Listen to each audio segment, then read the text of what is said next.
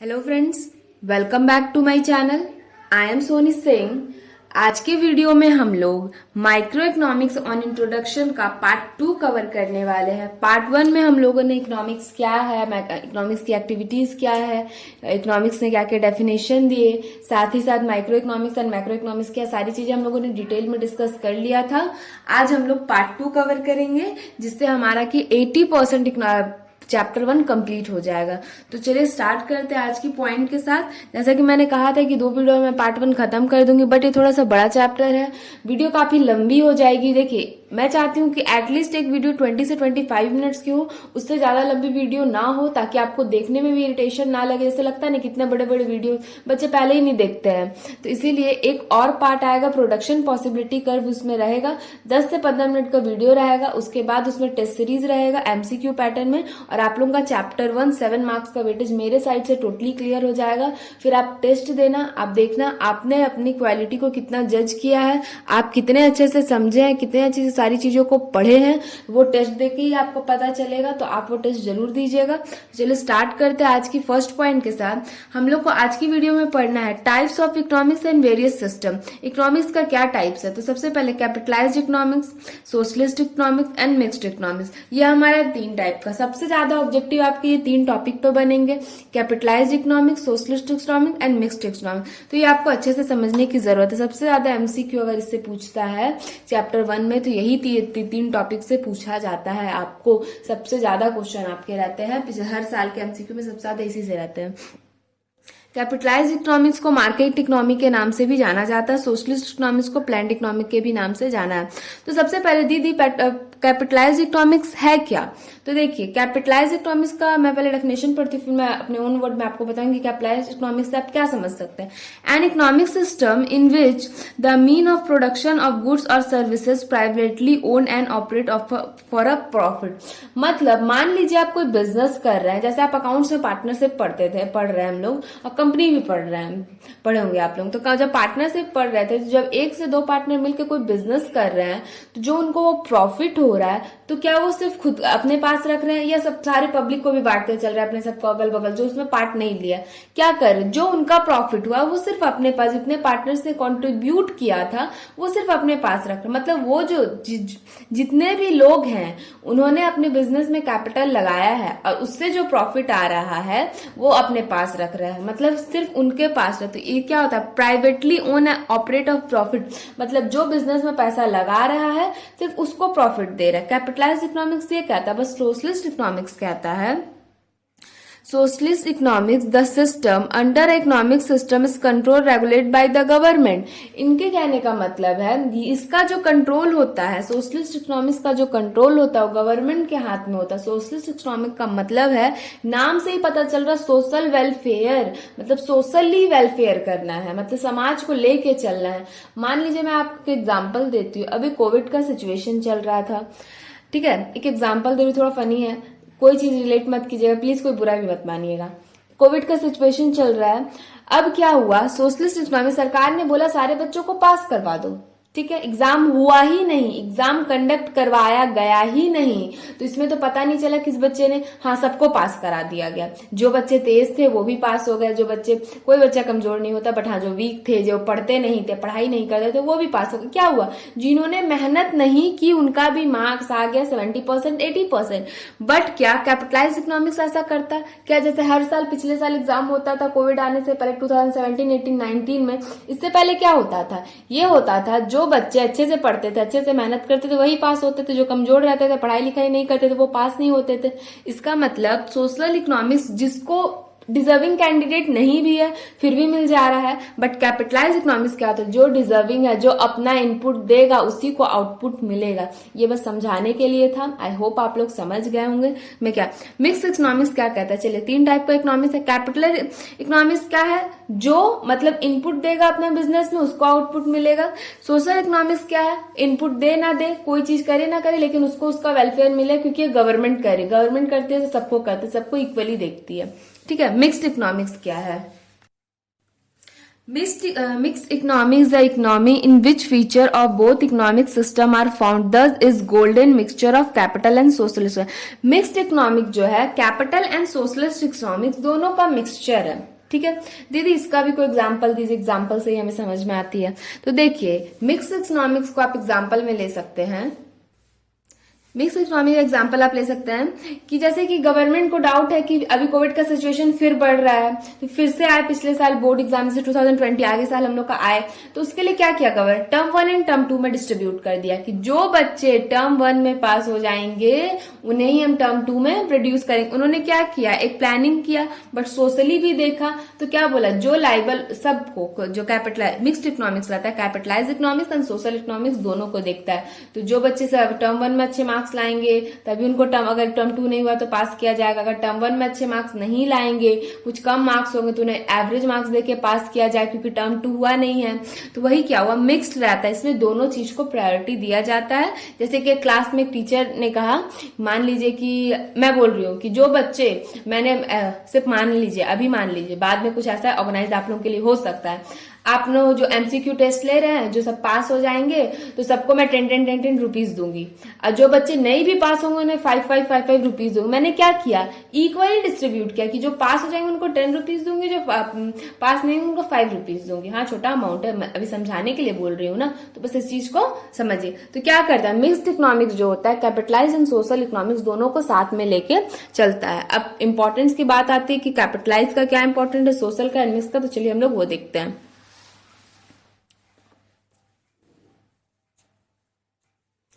Important feature of capitalised economics क्या है, private property, private person लोग ही इसमें जो लगाएगा उसी को होता है, प्राइवेट प्रॉपर्टी होता है, गवर्नमेंट का कोई इंटरफेरेंस नहीं रहेगा. सेल्फ इंटरेस्ट, जो प्रॉफिट अर्न करे उससे उनका इंटरेस्ट. कंपटीशन है मार्केट में, जैसे अब 4 लोगों कर रहे हैं, सबको पता है. अब जैसे हर साल क्या होता था, 2019 की बात, हम लोग जब एग्जाम देते हम लोग को पता मेरी फ्रेंड आगे चल जाएगा, तो उसके लिए हम लोग को मेहनत करना पड़ता था. हम लोग का तो ऐसा था नहीं कि एग्जाम पास हो जाए, क्योंकि कोविड का सिचुएशन था नहीं, तो हम लोग को पढ़ाई करनी पड़ती थी, मेहनत करनी पड़ती थी. एग्जाम्पल के लिए ले रही हूँ. तो क्या होता है, कॉम्पिटिशन होता था. फ्रीडम ऑफ चॉइस, मेरे पास चॉइस है, मुझे जिनसे पढ़ना है, हर किसी और के पास जाना है पढ़ने के लिए, जिसके पास भी जाना है मैं पढ़ने के लिए जा. फ्रीडम ऑफ चॉइस रहती थी, जो भी करना हम कर सकते. Supply and demand of market, demand and supply पे मार्केट डिपेंड करता था.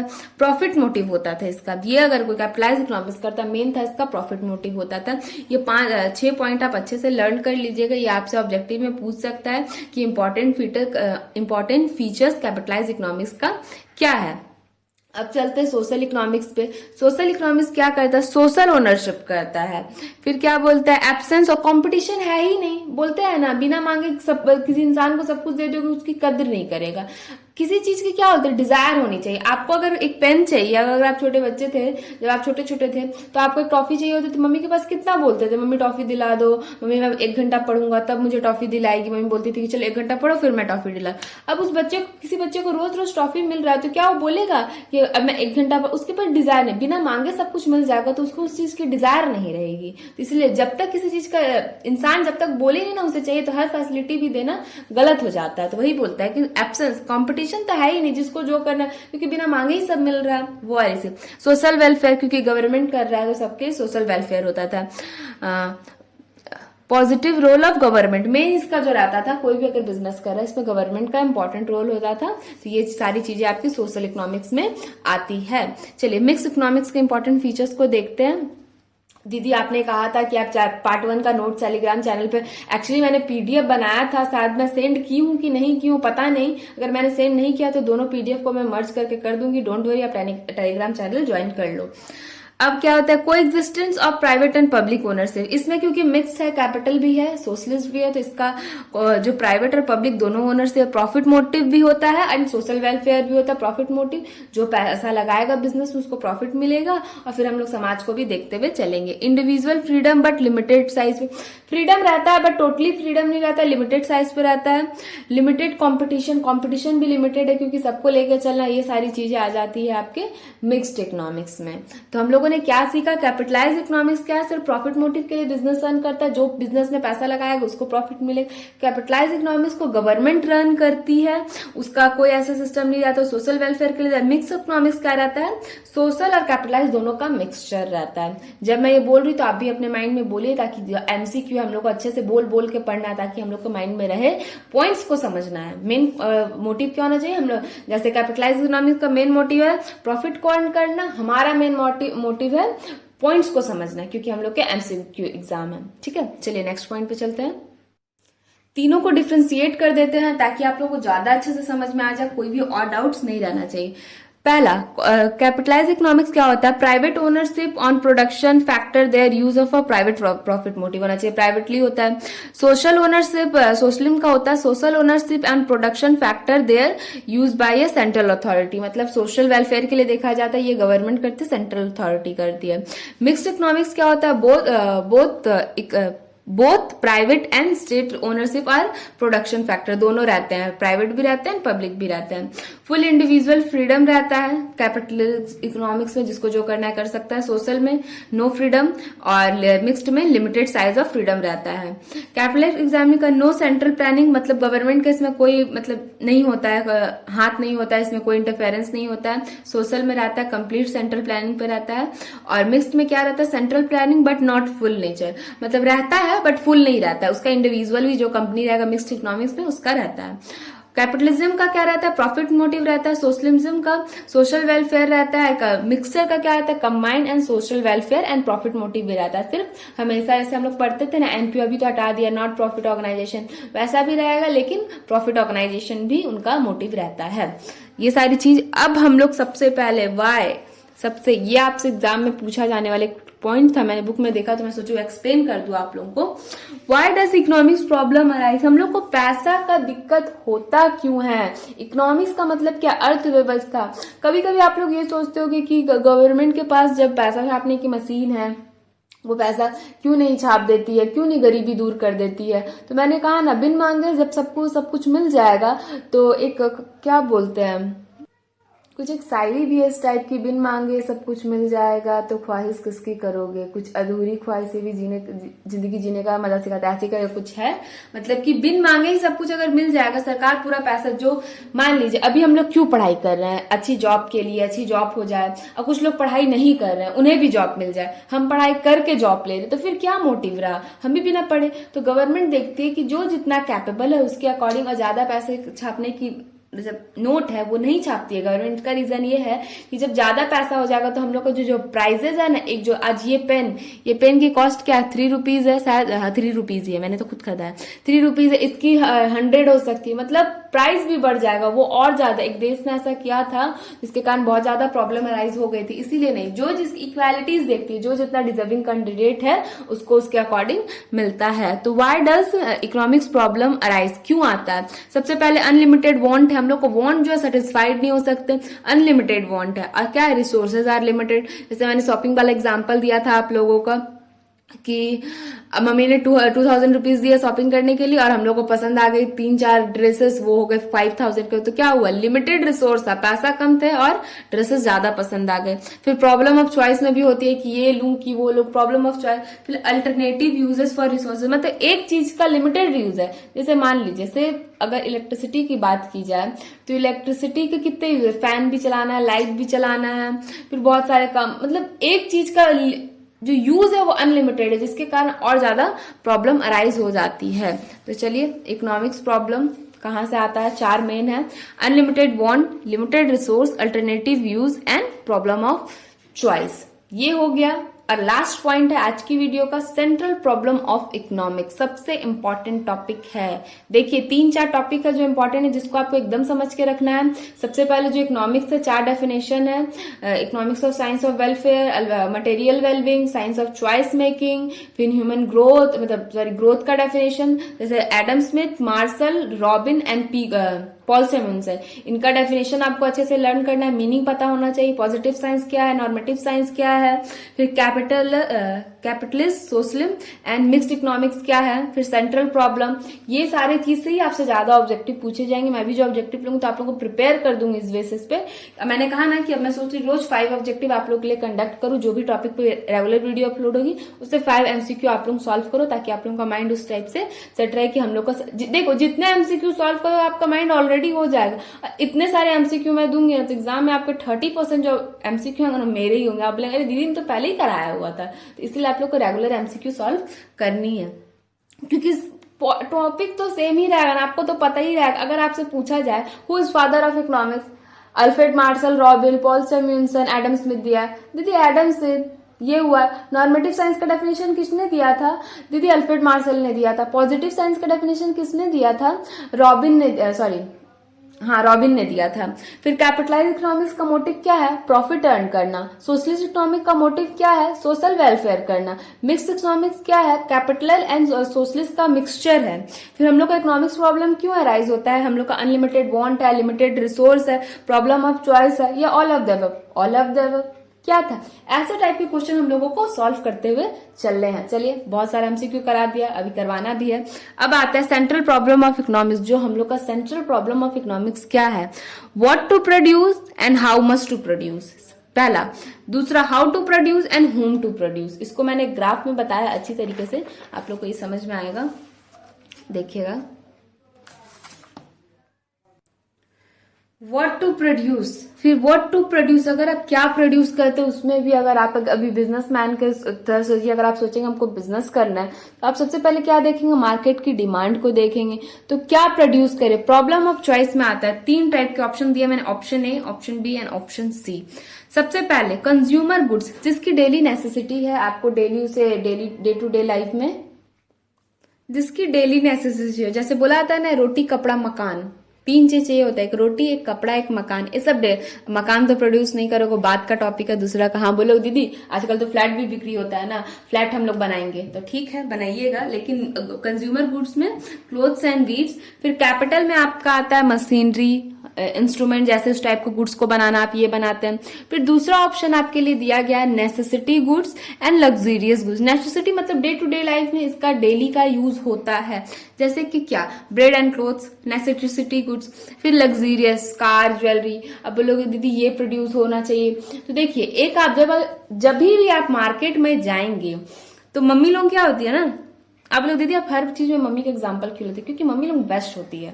मेरे लिए ना वो बोलते हैं कि हम लोग हर चीज में, मम्मी लोग हर प्रॉब्लम का सोल्यूशन भी है, फिर हर चीज के एक अलग नजरिए से सोचने का तरीका भी बता देती है कि इस तरीका, तो मम्मी लोग का माइंड बहुत एक्स्ट्रा वर्क करता है। तो इसलिए मैं हर एग्जाम्पल में मम्मी को लेती हूँ कि आप लोग को समझ में आ जाए, क्योंकि हर कोई अपनी मम्मी से क्लोज होता है।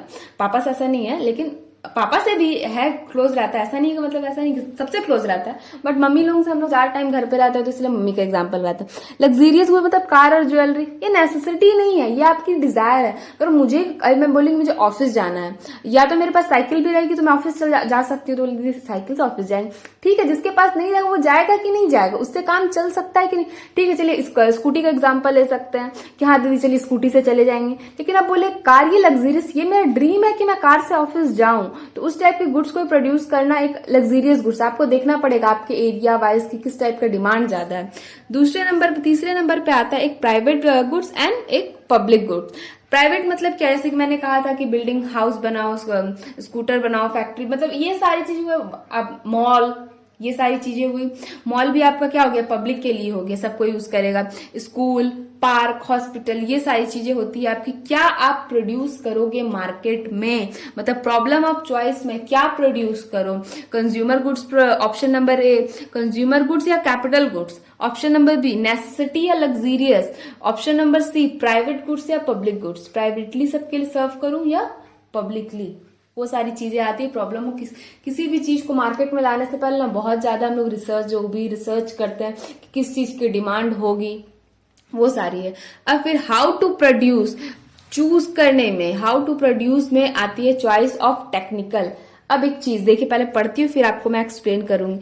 लेबर और कैपिटल, लेबर में आता है more use for labour as consume of capital, more use capital as compare to labour. दीदी इसमें इसका कहने का है कि लेबर को ज्यादा लगाना चाहिए। अगर हम इस प्रोडक्ट को बनाने में, मान लीजिए मेरी पेन बनाने की कंपनी है, तो मैं इसमें ज्यादा लेबर लगाऊंगी, इसकी क्वालिटीज को भी मैं देखूंगी, बट ज्यादा से ज्यादा ये प्रोड्यूस हो सके इसके लिए मैं लेबर को मार्केट में लाऊंगी, अपने फॉर्म में लाऊंगी कि ज्यादा से ज्यादा वर्कर आए काम करने के लिए। इसमें है more use to capital and compare to, मतलब कैपिटल ज्यादा लगाना है, मतलब इसकी क्वालिटी को बेस्ट एंड क्या बोलते हैं, गुड बेटर बेस्ट, मतलब बेस्ट एंड बेस्ट करना है। तो ये होता है कैपिटल ज्यादा लगाना।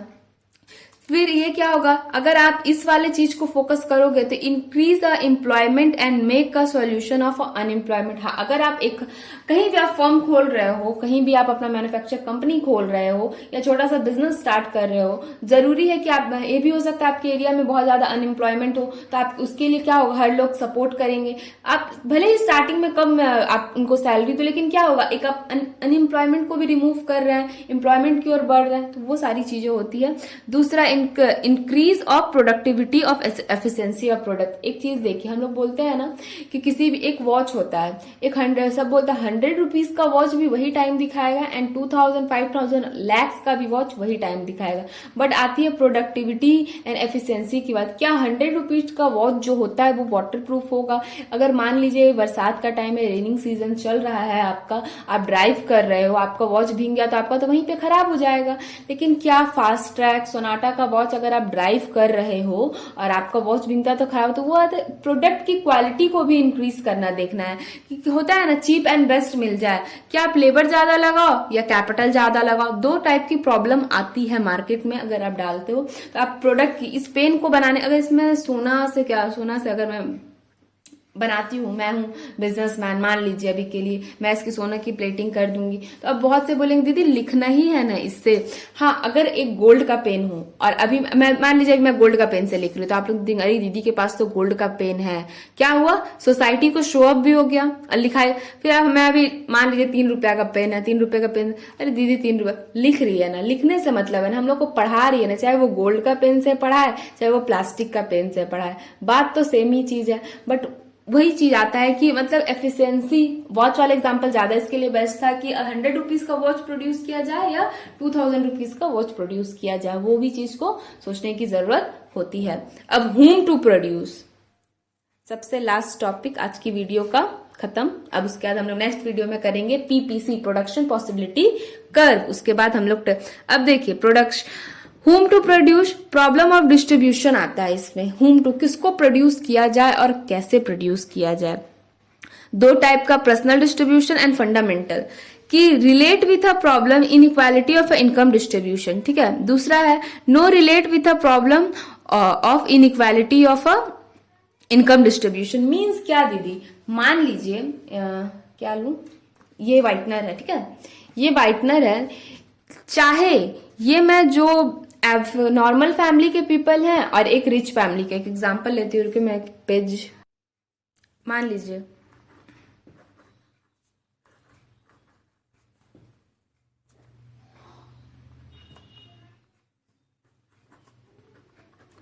ये पुअर है, ये रिच है, ठीक है। ये पेन है, ये पेन का कॉस्ट है 10 रुपया।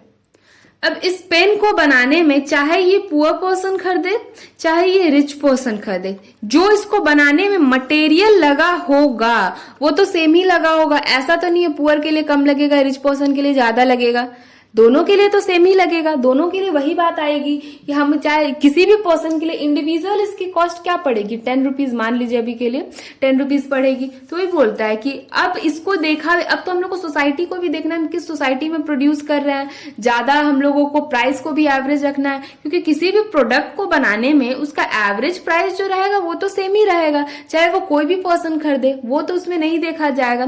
तो इनकम भी मैटर करता है कि किसकी कैसी इनकम है सोसाइटी में। फिर लेकिन हाँ दूसरा बोला कि फंडामेंटल देखा जाए, इनकम तो आप देख लोगे कि हाँ उसी प्राइस पर हम लोग डिस्ट्रीब्यूट कर देंगे, लेकिन जो प्रोडक्ट को बनाने का कॉस्ट है 10 रुपीज, चाहे वो आप इनके लिए बनाइए चाहे वो आप इनके लिए बनाइए, दोनों के लिए कॉस्ट आपका सेम पड़ेगा। तो ये सारी चीजें आती है फंडामेंटल, मतलब central problem of economics. How to produce, मतलब what to produce, how to produce and whom to produce, ये सारी चीजें हैं। आज की वीडियो में हम लोगों ने क्या सीखा, सोशलिस्ट इकोनॉमिक्स क्या है, कैपिटलिस्ट इकोनॉमिक्स क्या है एंड मिक्स्ड इकोनॉमिक्स क्या है, एंड फिर इकोनॉमिक्स का प्रॉब्लम क्यों अराइज होता है, फिर सेंट्रल प्रॉब्लम ऑफ इकोनॉमिक्स उसमें क्या, how to produce, whom to produce and what to produce.